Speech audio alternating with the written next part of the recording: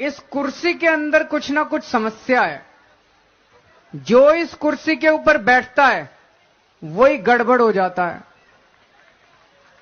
तो कहीं ऐसा तो नहीं कि इस आंदोलन से जब विकल्प निकलेगा और वो लोग जब कुर्सी पे जाके बैठेंगे, कहीं वो ना भ्रष्ट हो जाएं, कहीं वो ना गड़बड़ करने लगें। ये एक भारी चिंता है हम लोगों के मन में। वंदे मातरम साथियों, वैदिक आइडियोलॉजी में आपका स्वागत है। मैं हूं विकास आर्य। तो फाइनली कल ईडी ने श्री 1008 अरविंद केजरीवाल सर जी को गिरफ्तार कर ही लिया, क्योंकि आपको पता है पहले लोअर कोर्ट ने और बाद में दिल्ली हाई कोर्ट ने सर जी की गिरफ्तारी पर रोक लगाने से इनकार कर दिया था। इसके बाद में कल शाम ईडी की टीम सर जी के आवास पर पहुंची। लगभग 2 घंटे की इंक्वायरी चली, उसके बाद में उनको गिरफ्तार कर लिया गया। मैं देख रहा था, मेरी जानकारी में संभवतः ये पहली बार हो रहा है कि किसी राजनीतिक नेता के गिरफ्तार होने पर देश की जनता, आम जनता, पब्लिक बहुत खुश है। लोगों ने मिठाइयाँ बांटी हैं, दिल्ली में पटाखे छोड़े गए और संभवतः पूरे देश में भी छोड़े गए होंगे। अब प्रश्न उठता है कि लोग इतने खुश क्यों हैं इस व्यक्ति की गिरफ्तारी होने से। उसके पीछे बहुत सारे कारण हैं। जिस प्रकार की घटिया और गंदी राजनीति इस व्यक्ति ने पिछले लगभग 10 वर्षों में की है आम आदमी पार्टी बनने के बाद में, इसलिए लोग खुश हैं। आप अगर सोशल मीडिया खोल कर देखें, कल रात को ही मैं एक्स पर देख रहा था कि लोग क्या लिख रहे हैं। आपको याद होगा 2 वर्ष पूर्व लगभग दिल्ली में दंगे हुए थे, जिसमें कई सारे हिंदुओं की नृशंस हत्याएं कर दी गई थी, जिसमें से एक नाम था अंकित शर्मा जी का, जिनको बहुत निर्ममता के साथ में मार दिया गया था चाकुओं से और बाद में उनके शव को नाले में फेंक दिया गया था। उस दिल्ली दंगे का जो मास्टरमाइंड था, जो बाद में गिरफ्तार हुआ, ताहिर हुसैन, जो आम आदमी पार्टी का उस एरिया से पार्षद था, जिसके साथ में अभी आप सर जी की फ़ोटो देख रहे हैं। तो लोग इसलिए भी खुश हैं क्योंकि ये पार्टी दिल्ली में दंगा करवाती है, इसके लोग दंगा करते हैं और हिंदुओं का ही नरसंहार करते हैं।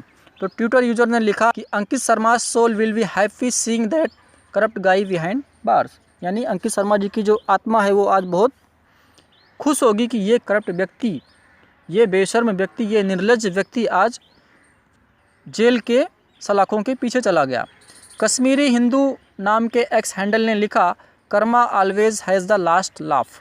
ये लाफ कब की है, ये हंसी कब की है? आपको याद होगा कश्मीर फाइल्स मूवी आई थी और उस समय इस व्यक्ति ने विधानसभा में खड़े होकर अपने मंत्रियों के साथ इस फिल्म का मजाक उड़ाया था, कश्मीरी पंडितों का मजाक उड़ाया था और ये कहा था कि ये झूठी फिल्म है। कश्मीर में क्या हुआ किसी से छुपा हुआ नहीं है। कितना अत्याचार वहाँ पर हिंदू लोगों के साथ में हुआ, जिनके साथ अत्याचार हुआ वो या उनके परिवारजन भी आज जीवित हैं, जिन्होंने अत्याचार किया वो भी जीवित हैं, वो कश्मीर भी वही है और वहाँ से भागकर आने वाले लोग भी आज हैं। ये सब कुछ होने के बाद में वहाँ की 1992 में जो कुछ हुआ उसकी वीडियोस, उसके फ़ोटोज़ भी अवेलेबल हैं।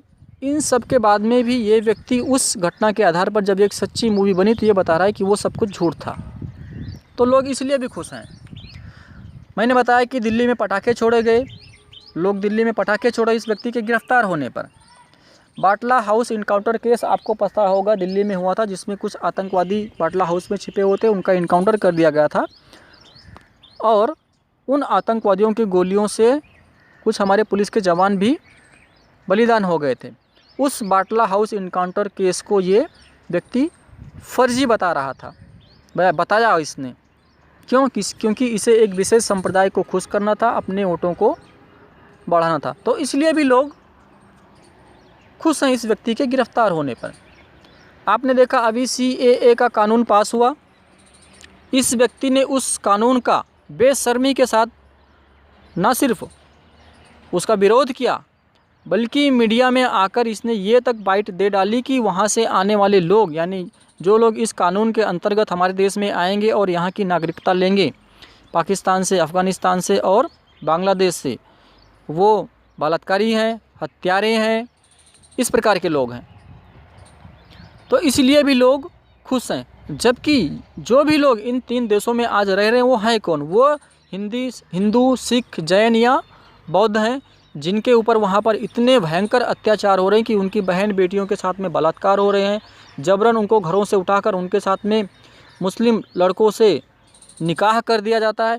यहाँ तक कि तो ऐसा भी होता है कि 15-15 वर्ष की जो बालिकाएं हैं उनके साथ में 50-50, 60-60 वर्ष के लोगों का विवाह करवा दिया जाता है, जबरन उनका धर्मांतरण हो रहा है और उनकी जो भी संपत्ति आदि है उसको भी जबरन हड़पा जा रहा है। तो इस प्रकार का बर्बर अत्याचार उनके साथ इन तीनों देशों में हो रहा है और वही लोग जब आज अपने देश में आना चाहते हैं इस कानून की मदद से, तो ये उनको बलात्कारी, हत्यारा बता रहा था खुलेआम।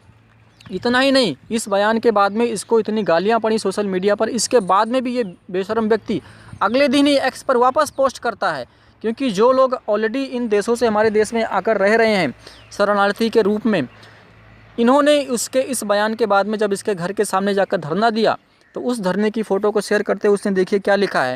ये लिखता है कि इन पाकिस्तानियों की हिम्मत, पहले हमारे देश में गैर कानूनी तरीके से घुसपैठ की, हमारे देश का कानून तोड़ा, इन्हें जेल में होना चाहिए था, इनकी इतनी हिम्मत हो गई कि हमारे देश में प्रदर्शन कर रहे हैं, हुड़दंग कर रहे हैं।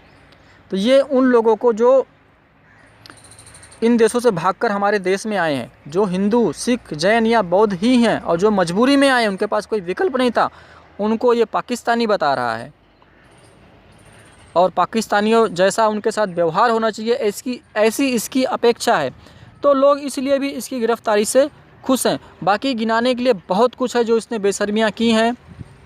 और मैं आपको बता दूं, जो लोग आज इसकी गिरफ्तारी से खुश हो रहे हैं उसमें कुछ संख्या तो ऑफ कोर्स उन लोगों की है जो बीजेपी के या मोदी के सपोर्टर्स हैं, लेकिन बहुत बड़ी संख्या या ज़्यादातर संख्या उन लोगों की है जो कभी इसके खुद के सपोर्टर हुआ करते थे, अर्थात जो कभी अन्ना आंदोलन का हिस्सा हुआ करते थे या बाद में पार्टी बनने के बाद में इसके सपोर्टर या इसके पार्टी के साथ में थे। वो लोग आज ज़्यादा खुश हैं और वो लोग ज़्यादा खुशियाँ आज मना रहे हैं। वही लोग पटाखे फोड़ रहे हैं, वही लोग मिठाइयाँ बांट रहे हैं, क्योंकि जिस प्रकार से इस व्यक्ति ने करोड़ों लोगों के साथ की भावनाओं के साथ में इसने धोखा किया है। जो व्यक्ति किसी समय जिन लोगों को भ्रष्टाचारी बताता था, आज उन्हीं के साथ में ये कंधे से कंधा मिलाकर चल रहा है, उन्हीं के साथ में ये चुनाव लड़ रहा है, उन्हीं के साथ में ये गठबंधन कर रहा है। तो लोग इसलिए भी इस व्यक्ति की गिरफ्तारी से खुश हैं। ये व्यक्ति जिस समय आंदोलन चल रहा था सभी पार्टियों पर आरोप लगाता था कि ये सारी पार्टियां जाति की राजनीति करती हैं, और पार्टी बनने के बाद में सबसे ज़्यादा किसी पार्टी ने, किसी व्यक्ति ने यदि जाति और धर्म की राजनीति की है तो वो है आम आदमी पार्टी और उसके नेता। ये व्यक्ति तो मरने वाले लोगों में भी धर्म देख लेता है। मरने वाला यदि मुसलमान है तो या दलित भाई है कोई तो वहाँ पर ये मातम मनाने जाएगा, लेकिन मरने वाला यदि हिंदू है या किसी अपर कास्ट से है तो वहाँ पर नहीं जाएगा। मरने वाला यदि मुसलमान या दलित है और उसको मारने वाला भी मुसलमान या दलित ही है, फिर नहीं जाएगा। उसको मारने वाला कोई हिंदू या अपर कास्ट या कोई बीजेपी आरएसएस का सपोर्टर ही होना चाहिए, तभी जाएगा। और हिंदू तो किसी भी कंडीशन में मरे, बस अगर वो अपर कास्ट का है, उसको मारने वाला कोई भी हो ये उसको कभी पूछने नहीं जाएगा। तो जाति और धर्म के आधार पर इसने तो हत्या को यानी मौत का भी सौदा इसने कर लिया। तो लोग इसलिए भी इस व्यक्ति के जेल जाने से बहुत ज़्यादा खुश हैं। अब मैं आपको बताता हूं कि आगे क्या होगा। अब इनके द्वारा, इनकी पार्टी के द्वारा, इनके नेताओं के द्वारा वही पुराना राग अलापा जाएगा। लोकतंत्र खतरे में है, इमरजेंसी की सिचुएशन आ गई है, अराजकता का माहौल है, संविधान खतरे में है, और इस प्रकार से पूरी सिंपैथी लेने की कोशिश की जाएगी जनता का वोट लेने के लिए। लेकिन अब जनता जागरूक हो चुकी है। 5 साल पहले जो परिस्थिति थी और आज वो बिल्कुल अलग है। आज ये व्यक्ति पूरी प्रकार से नंगा हो चुका है। ये व्यक्ति नरेंद्र मोदी या आरएसएस का विरोध करते करते कब इस देश का विरोध करने लगा, कब इस देश की धर्म, सभ्यता, संस्कृति का विरोध करने लगा, कब इस देश की सेनाओं का विरोध करने लगा, इसे खुद नहीं पता है। तो लोग आज इसकी बातों में आने वाले नहीं हैं। पिछले 5-10 वर्षों में जितने कांड इसने किए हैं वो सब अब इसकी जेल जाने की जो राह है हमेशा हमेशा के लिए, उसमें एक मील का पत्थर साबित होंगे। तो साथियों, आज के वीडियो में बस इतना ही। वीडियो यदि आपको जानकारी से भरपूर लगा हो तो इसे दूसरों के साथ में शेयर अवश्य करें। आगे जो भी अपडेट आएगी इस विषय में वो मैं आप तक पहुंचाता रहूंगा। मिलेंगे नेक्स्ट वीडियो में, तब तक के लिए ओम नमस्ते।